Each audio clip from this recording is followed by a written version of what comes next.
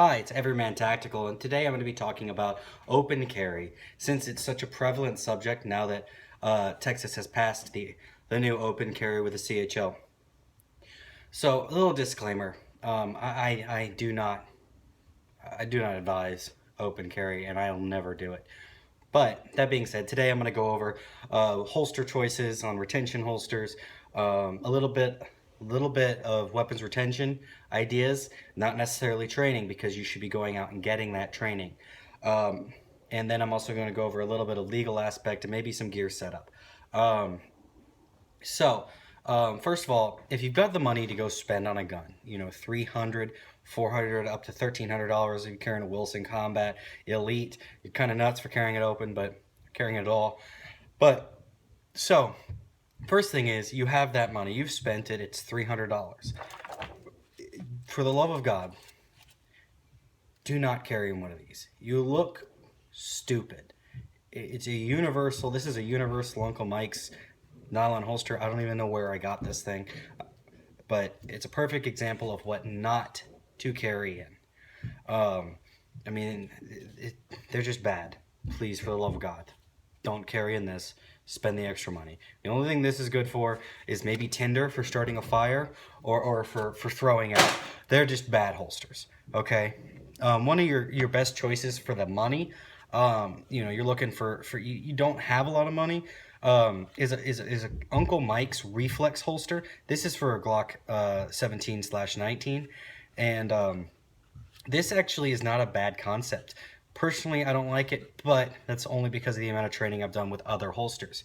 So this one is the gun goes in, rotates, and pulls out as its retention mechanism. So you just rotate out and pull, and it allows you to draw your weapon and still maintain retention. No buttons to push, no levers, no snaps, no hooks, none of that stuff. So this is actually $21.50 at Academy. That's literally exactly how much I paid for it, and it was a good idea at the time, and I decided I just can't retrain myself. But if you're new to guns, you're new to carrying in a retention holster, and you want to start your training on something like this, go ahead. This one works very well, and it's very robust plastic compared to some of the others. Another example of holsters you shouldn't be carrying in, and it's not necessarily a low dollar holster, but it's a Fubus paddle holster without retention. It just has that level 1 retention, which is this little notch right here. A straight pull draws the gun. Another reason this is not a great idea is the fact that this plastic can be broken. I could break this off of a belt by grabbing it and yanking very hard, and the problem with that is you don't want something like that when you've got your gun and the responsibility of those around you. So, great holster for concealed carry, not good for open carry.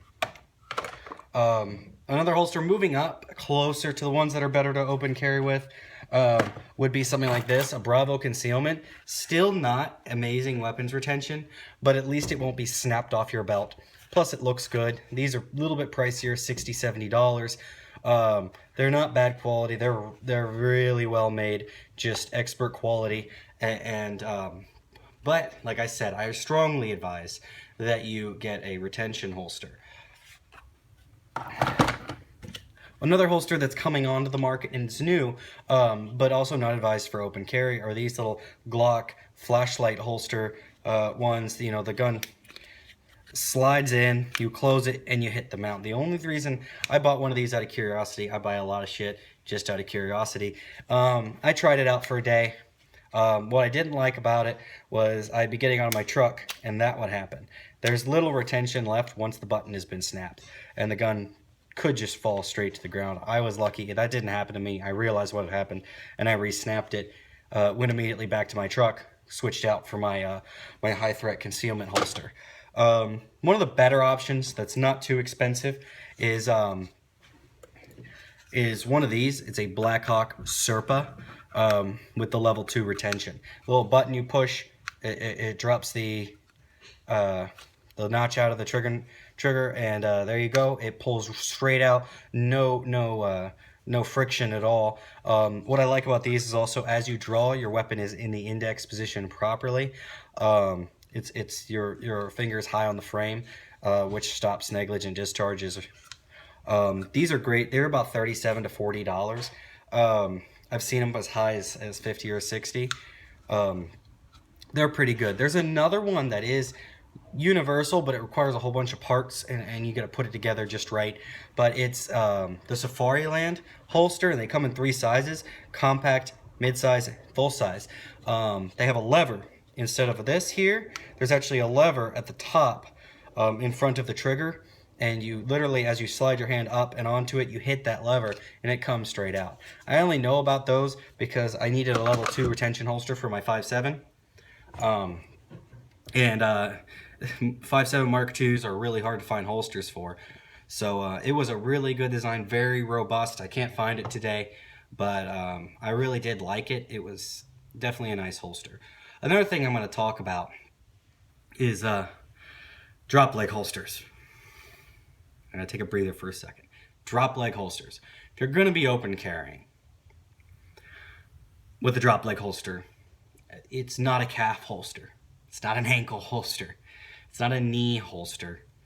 It's a thigh rig, okay? It goes only slightly lower than where your standard belt holster sits. Not as low, people think it goes as long as their arm reaches. That's not where it goes. These holsters go slightly lower than where your belt sits. So to give you an example, it does not go here. It does not go even here, mid thigh. It goes at the top of your thigh below where your gun normally sits, okay? These were designed for the police and military who had to wear body armor and had a lot of junk in the way of a standard belt holster. So these were designed to get this out of the way lower so that if I'm wearing a full IBA tactical vest, this makes it easier to draw. Just don't carry one of these. You look really stupid, okay? You know, it's this period. Drop leg holsters make you look like a douchebag. And we all know that your job as a gun owner is not to look like a douchebag, because you make us all look like idiots when you walk around looking like the Punisher, okay? That being said, that's all the holsters I have on hand right now to show you about open carry. I'm going to go over a little bit of weapons retention tactics that you need to actually get classes on, but these are just ideas.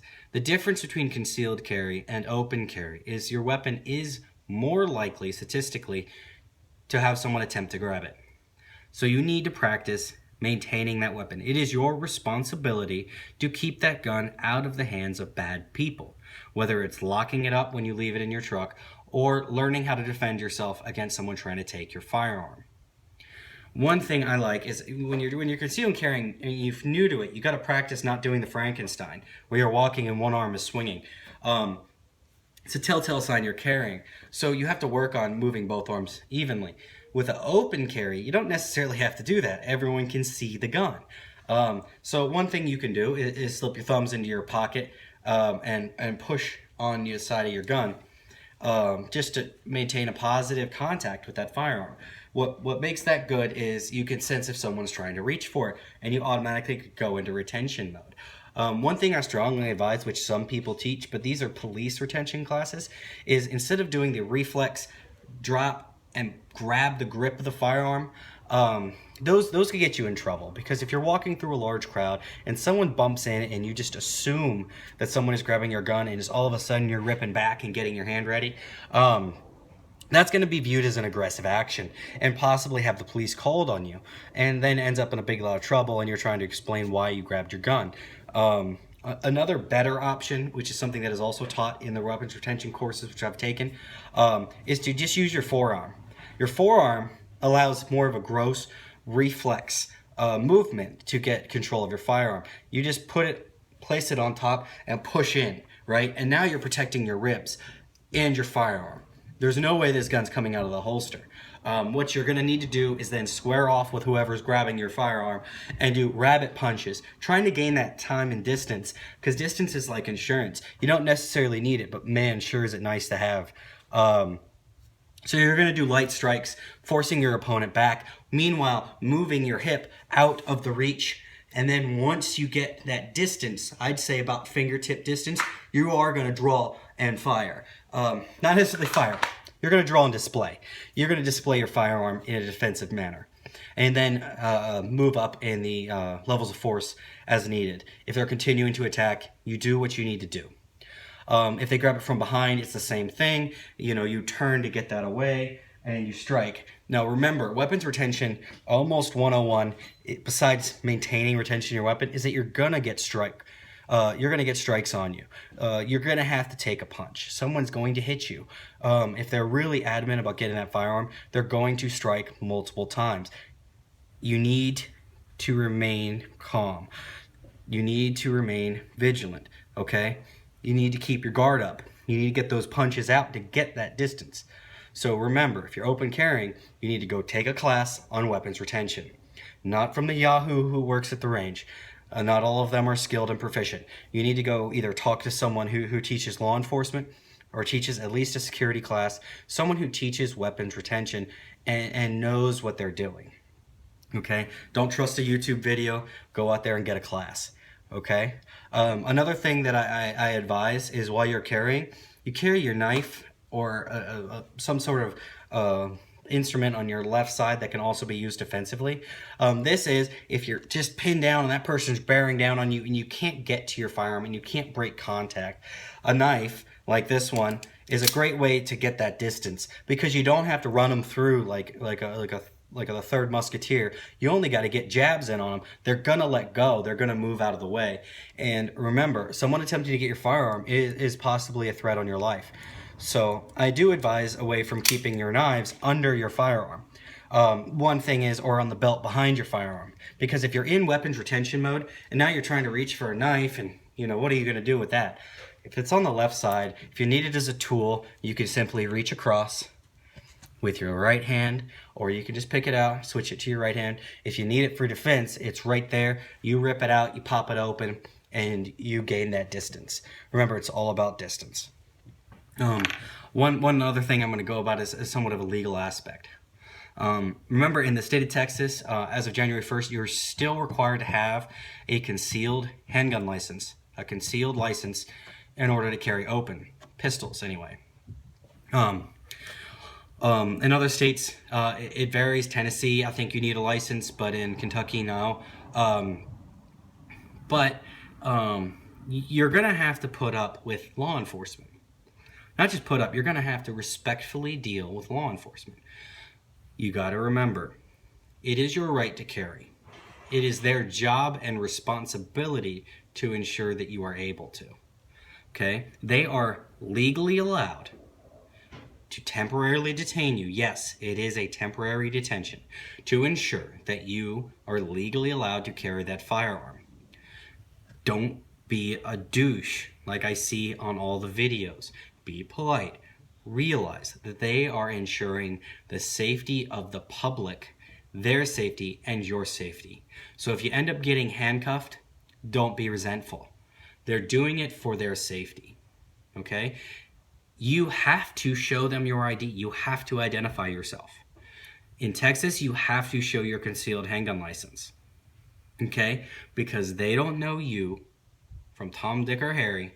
And they don't know that you didn't just get out of prison, strap on a gun, and decide you're going to go kill a bunch of people. Okay? They don't know whether you just stole that gun. Okay? They need to know whether you're allowed to carry it. It is their job and their right to know that. Okay? Just like when people question you in public. Until this whole thing blows over here in Texas, you're going to have a lot of negative attitudes. So you need to maintain an air of respectfulness. You need to be nice to everyone. Just because you're carrying a firearm doesn't make you any better than anyone who doesn't carry a firearm. You're just another person. You've just chosen the responsibility of defending yourself and defending others. That leads me into one of my last points. If you're open, I have to really strongly ask you to consider the ramifications of carrying a firearm in the open. There are things you're going to need to consider. It doesn't leave a lot of room for choices. Scenario one I'll give you is I'm concealed carrying. I'm standing in line at my local gas station buying another pack of cigarettes because I smoke like a chimney. As I'm standing in line, 3 guys run in, and they all have guns, and they're robbing the fucking joint, right? I'm concealed carrying. I can step back.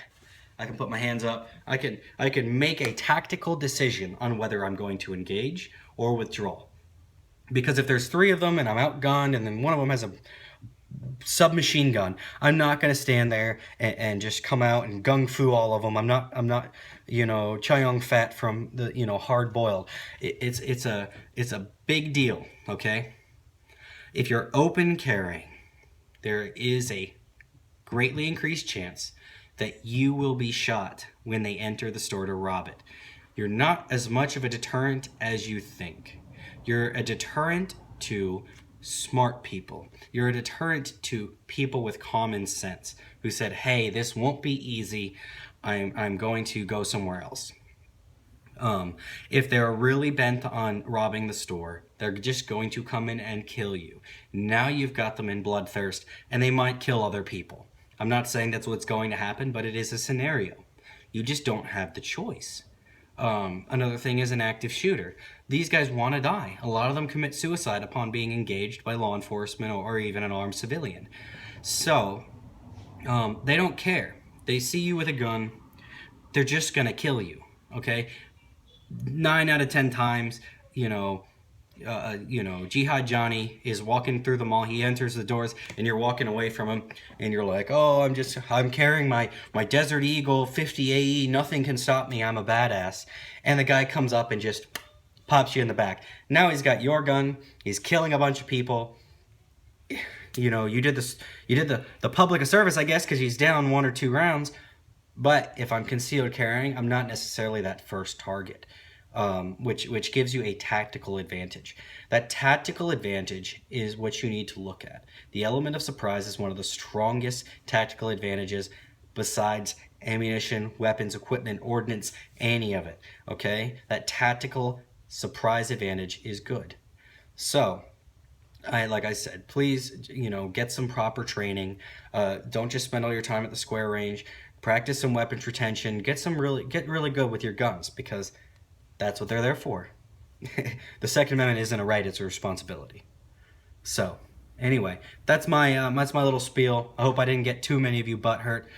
I've got a package of tampons I can send you if you decided you got too butthurt by this video. And anyway, Everyman Tactical, out.